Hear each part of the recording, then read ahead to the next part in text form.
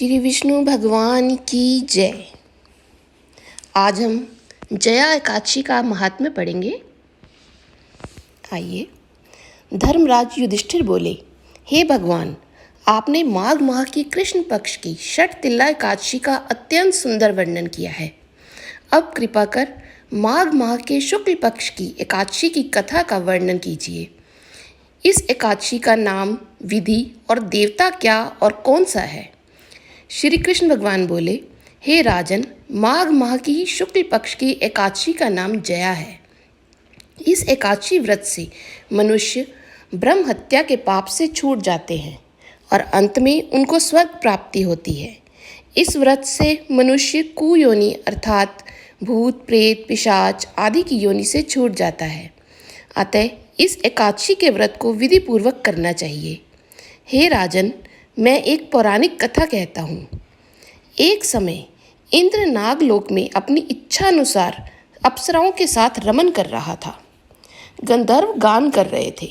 वहाँ गंधर्वों में प्रसिद्ध पुष्पवंत, उसकी लड़की तथा चित्रसेन की स्त्री मलिन, ये सब थे। उस जगह मलिन का लड़का पुष्पवान और उसका लड़का माल्यवान भी था।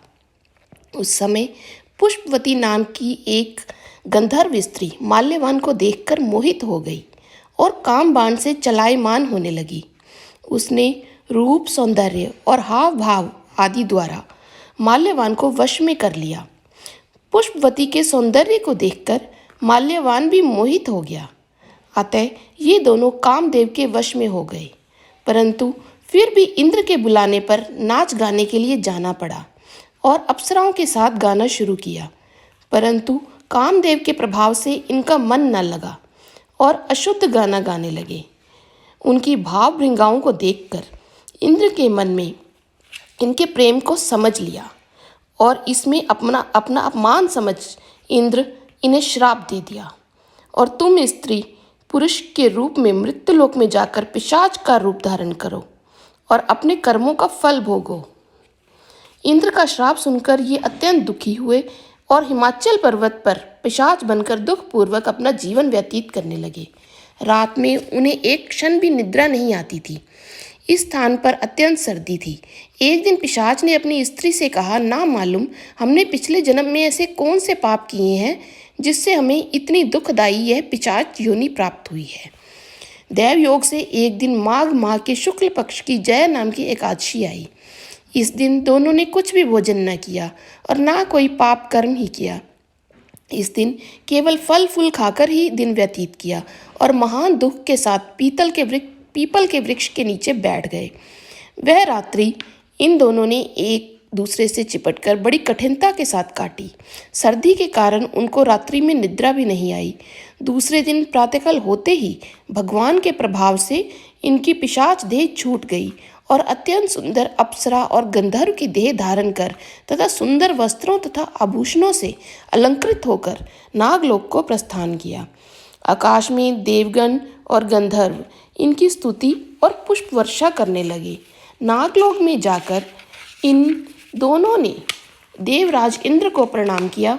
इंद्र को भी इन्हें अपने प्रथम रूप में देखकर महान आश्चर्य हुआ और इनसे पूछने लगे कि तुमने अपनी पिशाच देह से किस प्रकार छुटकारा पाया, सो सब बतलाओ। इस प्रकार माल्यवान बोले, हे देवेंद्र, भगवान विष्णु के प्रभाव तथा जया एकादशी के व्रत के पुण्य से हमारी पिशाच देह छूटी है।